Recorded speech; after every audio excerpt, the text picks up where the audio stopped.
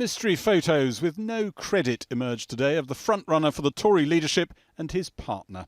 The message appeared to be, we've forgotten our domestic row, so should you. Hello, Jerry. Nice to see you here. I'm another Jerry. The current Foreign Secretary said he wasn't interested in that story, but that Boris Johnson should stop hiding from TV debates and journalists' scrutiny. Have consistently said I'm not going to talk about Boris's private life, but refusing to engage in head-to-head TV debates, refusing to have any proper media scrutiny. I'm just worried that this campaign is beginning to feel like the 2017 election when, a frontrunner refused to engage in TV debates. That didn't end well. Sky announced they were folding plans for a TV debate between the two men tomorrow because of Mr. Johnson's refusal to take part. Boris Johnson's supporters insisted their man had already attended the first of 16 hustings with party members in Birmingham on Saturday. How much longer have we got, Ian? We've got less than 10 minutes. All right, superb.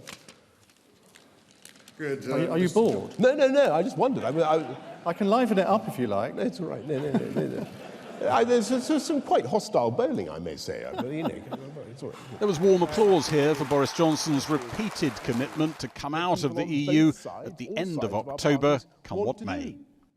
We need to get this thing done and move on. A YouGov poll of party members suggests that half or more of the membership have got the message that Jeremy Hunt is ready to delay Brexit beyond the 31st of October for more negotiations. And Boris Johnson will come out, if necessary, with no deal on October the 31st. The poll suggests 59% of party members approve of Boris Johnson's approach, rising to 83% if he abandoned talks straight away and went for no deal. Only 6% approved of Jeremy Hunt's approach, being willing to delay Brexit if he thinks it's necessary. Nigel Farage said Boris Johnson would never get no deal through this Parliament. He should call a general election to back no deal. And Nigel Farage and the Brexit Party would help him with that. If Boris wins, it may well be that the only way to get Brexit, a clean Brexit, is to recognise that this Parliament is never, ever going to deliver it, and therefore call a general election on the issue. If he did, I think he could win it by a very large majority. Theresa May today confirmed that she would be attending one more European Council meeting that's been slotted into the diary for this Sunday. One senior Whitehall source said one of the aims of this extra meeting was to try to nail down jobs like who'll be Jean-Claude Juncker's successor at the European Commission, while Theresa May's in the room rather than Boris Johnson.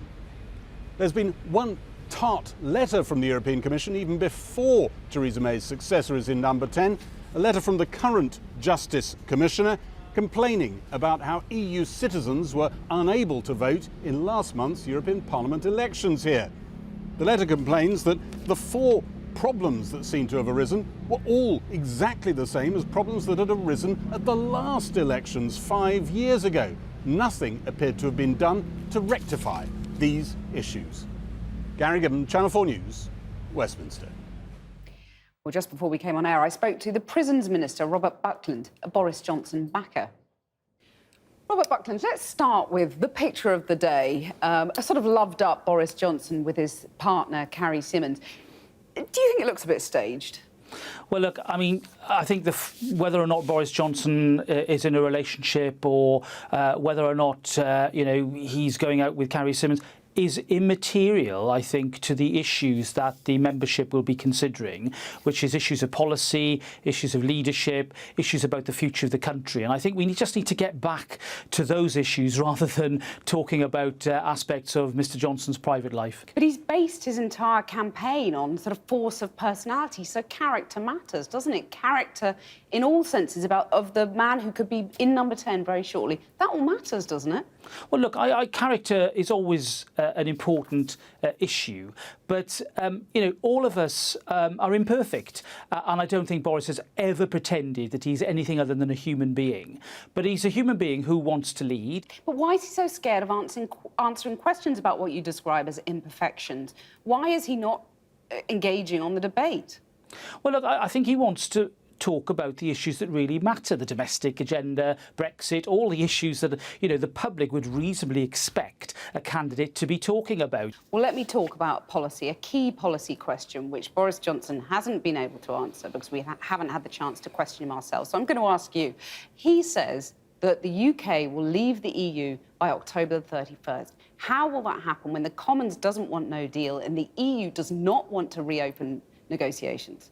Well, look, I agree that so far the EU have indicated their unwillingness to reopen the withdrawal agreement. But what they have made it clear about is the future relationship, the political declaration, that document that charts out what the future should look like, is indeed open for further negotiation. And, you know, if that document is open for negotiation, there may well be aspects of that that do affect the withdrawal agreement. Now, I accept we're not going to have a root and branch re-examination of 585 pages. But I do think that there is a shared political will both here and in the other 27 nations to reach a sensible, orderly Brexit, which is in all of our interest, not just those of the UK. So a few tweaks to the political declaration would get it through the Commons, do you think?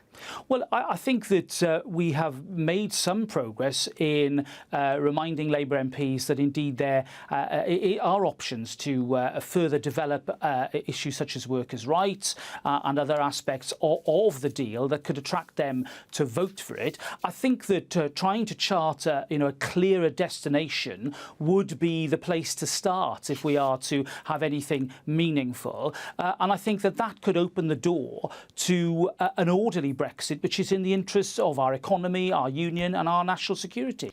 Could you serve in a government committed to no deal? Well, I have reiterated and made my concerns well known about the chaos of a crash-out Brexit. I think that the real argument now is between order and chaos, and it's the duty of a British government to avoid that chaos. Ken Clarke today said that he could bring down his own government to stop the risk of no deal. Could you join him? I think that to vote against a Conservative government in a no-confidence motion would be to usher in the prospect of a Corbyn SNP coalition or, more uncertainty. And I think that any Conservative seriously considering that needs to remember that essential fact. I can't see how that would be in the interests of the country at all. I think we need to stick together. Do you crash out without a deal over bringing down the government?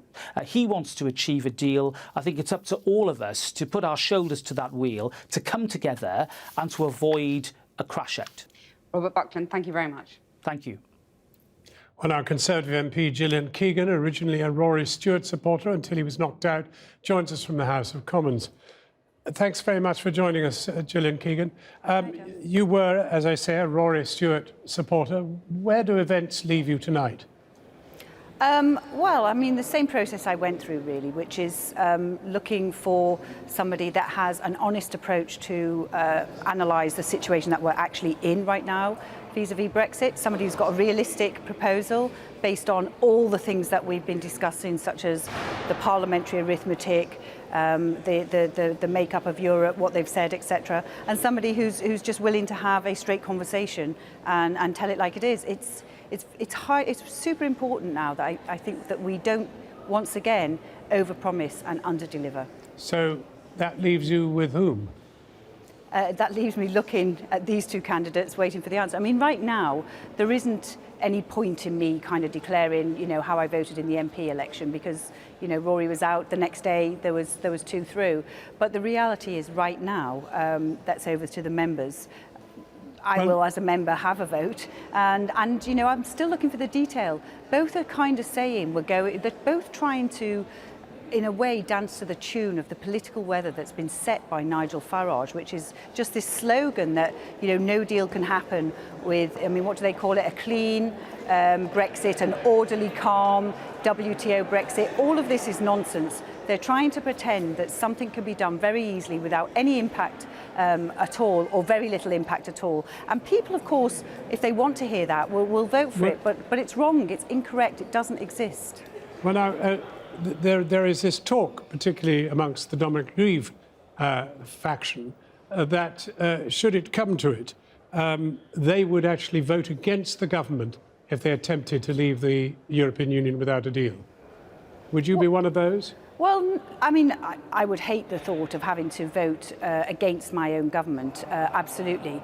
But I think what's required is if somebody wants to leave without a deal on the 31st of October, having tried everything else and thinks that's the best thing, fair enough, give me the plan, give me the detail, give me the mitigation strategy, be honest with the public, which sectors are going to be impacted, how are we going to overcome some of those impacts. If there's a proper plan in place, then I'll look at it. But if it's just a slogan, oh, we're just going to go WTO, well, no, you can't. That would be highly irresponsible for any government to do that. And by the way, I'm pretty sure a Conservative Prime Minister would not do that. But what do you make of the YouGov poll, which finds that 83% of Tory members don't even want any kind of negotiation? They just want to leave immediately on a no deal. It's because they think it's possible. They think it will have very little impact. They even think that there'll be upside. The sunny uplands are coming, etc. Because we're all being, there's been a lot of slogans from politicians that have been actually saying the opposite things. People are very confused. Nobody's been really honest with the public. That's why I supported Rory. He was very honest and said, look, we're going to have to deal with the situation as it is. The withdrawal agreement is there. It's 600 pages. It's taken 3 years to negotiate. It's got a lot of detail. It's actually not that controversial, although you would think it was the worst deal in history. It isn't. Well, and he was basically saying, go back to this. Let me ask you a final question then. It seems that to follow Boris Johnson, you need to get inside the paywall of the Daily Telegraph. Is that really an adequate way to be representing your campaign? No, and I actually think there's been talk of debates and talk of more debates. The Prime Minister of the country is going to have to be on his hind legs, day in, day out, defending our country all over the world, dealing with very complex things in the glare of the media, in the glare of social media. So you better get used to it now.